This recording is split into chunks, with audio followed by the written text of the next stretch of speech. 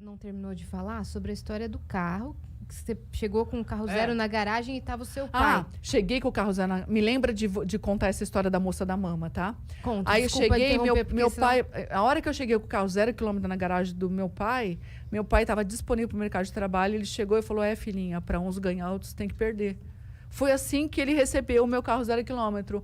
Para uns ganhar, outros têm que perder. Ou seja, eu tive que perder para você sobressair. Ele acreditava nisso. Uhum. E assim, uma das coisas assim que eu queria muito ter tido a oportunidade, com o conhecimento que eu tenho hoje, de ajudar meu pai. Porque meu pai era um cara fantástico, ele era um gênio. Meu pai era uma biblioteca ambulante. Meu pai, ele tinha uma comunicação, uma habilidade de comunicação. Se ele se candidatasse a presidente da República, ele ganhava. Porque ele tinha um talento, tudo que ele ia... Na casa que a minha mãe mora hoje, era um terreno baldio na frente. Meu pai conseguiu... O pessoal ficou anos, acho que mais de 20 anos, tentando que fizesse uma praça arborizada, bonita, uma praça de lazer para a comunidade lá da região. Meu pai foi e ele conseguiu. Ele conseguiu. A Praça Mário Lago. Então, o prefeito foi na casa da minha mãe inaugurar a praça. Nossa. Lá na garagem da minha mãe. Meu pai conseguia tudo. Desde quando eu era criança, ele fazia parte da Sociedade Amigos de Bairro.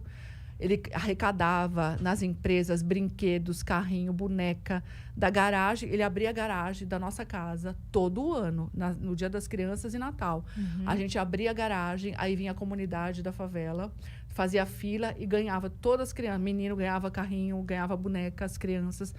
Eu vivi isso. Meu pai sempre foi um cara generoso, mas ele era extremamente negativo. Uhum. Ele não tinha... Ele era uma biblioteca, ele tinha muito conhecimento, tudo que eu precisava saber de história, tudo. Ele lia muito jornal, mas ele lia tudo do jornal, e ele ia lá, ler a página policial. Aí ele tinha uma mania de ir lá também no obituário para encontrar algum amigo que tinha morrido. Ou seja, a conexão dele sempre estava com algo que não era legal. A energia totalmente ligada a isso, né? A coisas que não eram legais. E ele criou muita coisa que não foi legal, inclusive doença para ele, que foi o que acabou levando ele, Se né, ele para outra soubesse o dimensão. poder que ele tinha, né? Se ele usasse a inteligência dele para criar, porque o poder que ele tinha, ele criou muita coisa que não foi legal para ele, muita coisa, e para a gente também, porque a gente viveu assim dificuldade financeira da gente chegar no fundo do poço, de precisar que as pessoas fizessem cesta básica e viesse doar para a gente, porque chegou um momento da nossa vida que a gente ficou assim, todo mundo disponível para o mercado de trabalho, todo mundo, não entrava um tostão na minha casa. E o meu pai era a zebra ambulante, que ele ainda tinha um carro que ele tinha acabado de comprar, que era um consórcio que ele tinha sido premiado no consórcio, contemplado. Aí ele foi no enterro de um amigo, um vizinho que morreu, na vinda, deu perda total. Bateram no carro dele, deu perda total, não tinha seguro. Até isso ele perdeu. Então a gente vivia, sabe aquela monte de perda na vida? E a gente achava, aí a gente chamou um padre para benzer, porque meus pais eram muito católicos. Eles eram muito religiosos, eles davam palestra no Encontro de Casais com Cristo. Então, os padres iam muito lá em casa também. E a gente chamava os padres para benzer a nossa casa, porque a gente acreditava que tinham feito macumba para a gente. Um mau agouro. Assim. A gente não tinha o conhecimento de que a macumba era a gente que estava fazendo, com a nossa reclamação. Com o jeito de olhar tudo que estava dando errado. Estavam praguejando a própria vida. A gente olhava tudo. Aí a minha avó morreu. Foi a primeira perda que teve na minha família.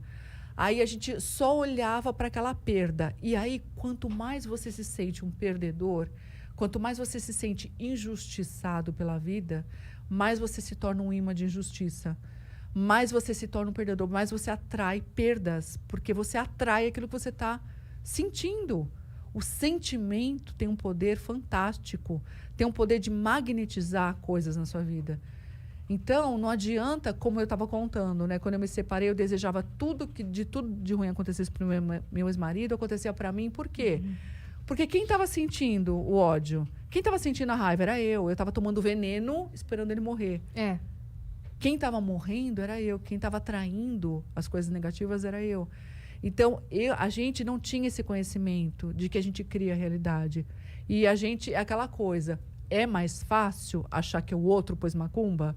É mais fácil achar que o outro está com inveja? Não, ele tá com inveja de mim. Eu não posso contar nada, zíper na boca, porque ele é tão invejoso que ele não pode saber nada, não vai saber de nada que eu tô fazendo, porque se ele souber, vai dar tudo errado. É mais fácil eu acreditar. Só que se eu acredito e eu dou o poder pro outro, é mais fácil, mas não muda a minha vida. Eu só mudo a minha vida a partir do momento que eu tenho consciência de que eu tô criando, de que se algo não tá legal na minha vida, eu criei. É difícil? Pô, mas Beth, você não tem noção. Vem aqui ver minha situação, Beth. Eu não tenho dinheiro nem para comprar um leite para o meu filho, nem um pão para o meu filho. Eu criei isso. Não, mas você não quis criar. É inconsciente. 95% do que tem na sua mente inconsciente está criando coisas. Você está agindo no piloto automático, você nem sabe o que você está fazendo. Você está fazendo coisas que estão te levando para o precipício sem perceber. A gente estava assim.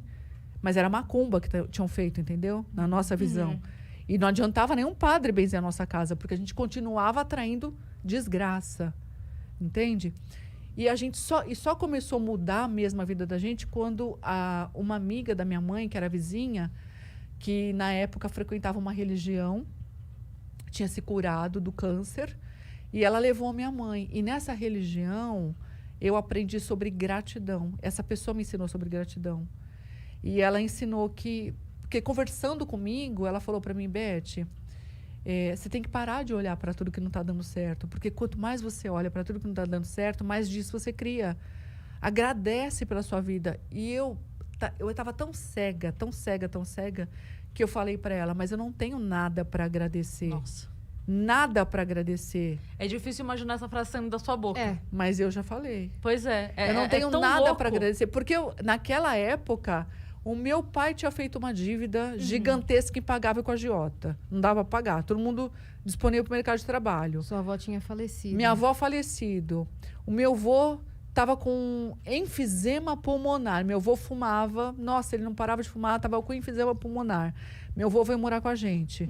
A casa, assim, você entrava na cozinha da minha casa, você não conseguia abrir a cortina de fumaça, assim, que ele fumava o dia inteiro, para você poder enxergar meu avô. E não tinha como. Nossa. Não tinha como, não. Ele tinha que deixar ele fumar, ele emendava um cigarro no outro. Então, ele tava se suicidando pouco a pouco. Era muita coisa ruim acontecendo com a gente. E aí eu falei, eu não tenho nada para agradecer. Nada. O meu pai é ameaçado de morte pelo agiota. O agiota vai matar meu pai. Porque meu pai não tem como pagar. Nem que a gente volte a trabalhar trabalhar um ano, a dívida é muito grande. O meu avô, a minha avó morreu. A minha mãe estava com depressão de cama. O meu avô tem enfisema pulmonar. O meu pai não tem dinheiro. Eu tenho que agradecer o quê? E a minha família está em pé de guerra ainda. A gente só não se matava. A única coisa boa é que a gente estava junto. Sim. Porque era muita briga, todo dia. Pé de guerra mesmo. E aí ela falou, aí ela me fez acordar. Ela falou, Beth, é por isso que vocês estão passando por tudo isso. Vocês são ingratos, você é ingrata. Olha a sua vida. Você tem um teto para morar. Você não está morando debaixo da ponte, você tem um teto, você tem uma cama para dormir. Quando você deita, agradece o travesseiro, agradece o cobertor. Agradece que você tem uma família, você tem um pai, você tem uma mãe, você está viva. Você já agradeceu porque você está viva? Eu falei assim, olha só, eu cheguei a pensar, não, eu preferia estar morta. Aliás, eu peço para Deus me levar, porque eu não vejo a hora de dar área desse planeta, porque eu não quero mais viver essa vida, eu não quero. Essa vida está muito pesada para mim, porque estava pesada. Mas aquilo, as palavras dela ficaram, porque foi um choque ouvir isso. Porque eu queria ouvir essa coitadinha mesmo, eu tenho dó de você mesmo. Porque não adianta passar a mão na cabeça de quem está sofrendo, assim.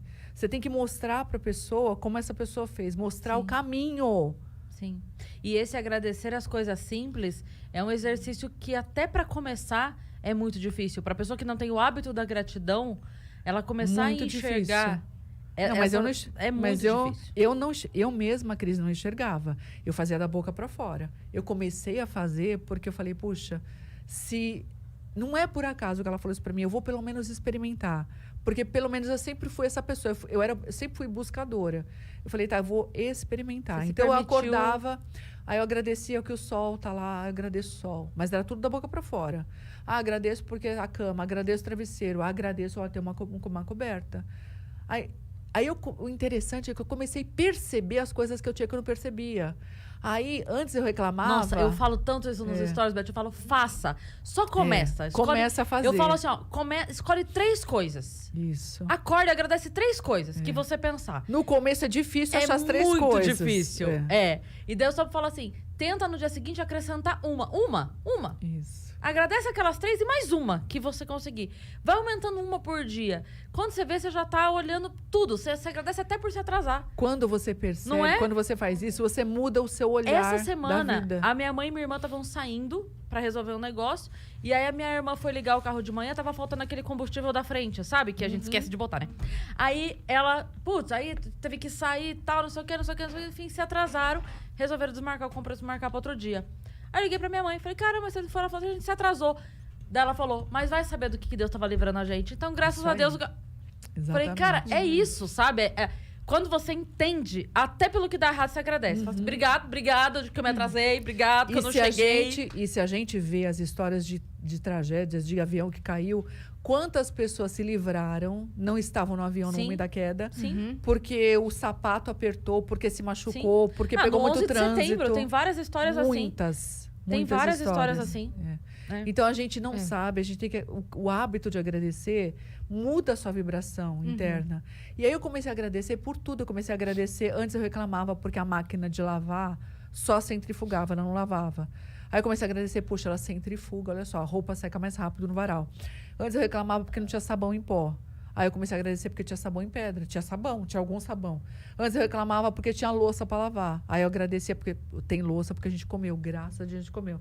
Aí reclamava porque só tinha arroz com banana. Eu comecei a agradecer, graças a Deus tem arroz com banana. Então eu fui agradecendo. E no começo essa gratidão era só da boca para fora. Eu não sentia gratidão. Eu só estava fazendo exercício. E eu me surpreendi. Porque chegou uma hora que eu comecei a sentir de verdade tanta gratidão que eu falei, meu Deus, como eu sou injusta. Eu comecei a pedir perdão para Deus por eu ter algo para pedir. Eu falei, não tenho nada para pedir, nada, eu só tenho que agradecer. Eu sou muito rica, eu sou abundante, eu tenho uma família, eu tenho vida, minha família tem saúde, tá todo mundo aqui saudável, graças a Deus, mesmo com tanta dificuldade. E eu comecei a sentir tanta gratidão até pelo agiota, que antes eu pedia para Deus matar o agiota, tá? Já cheguei a pedir. Deus, leva esse agiota embora, por favor, Deus, leva ele embora, esse homem vai acabar com meu pai. Aí eu comecei, falei, puxa, eu vou agradecer o agiota. Senti gratidão de verdade, ele emprestou dinheiro pra gente. No momento que a gente não tinha dinheiro para comprar comida, a gente comprou comida graças ao dinheiro dele. Eu comecei a enxergar e comecei a ter gratidão por ele. E aí, sabe o que aconteceu? Meu pai ganhou na loteria. Não acredito. Verdade. Não acredito. Meu pai ganhou na loteria.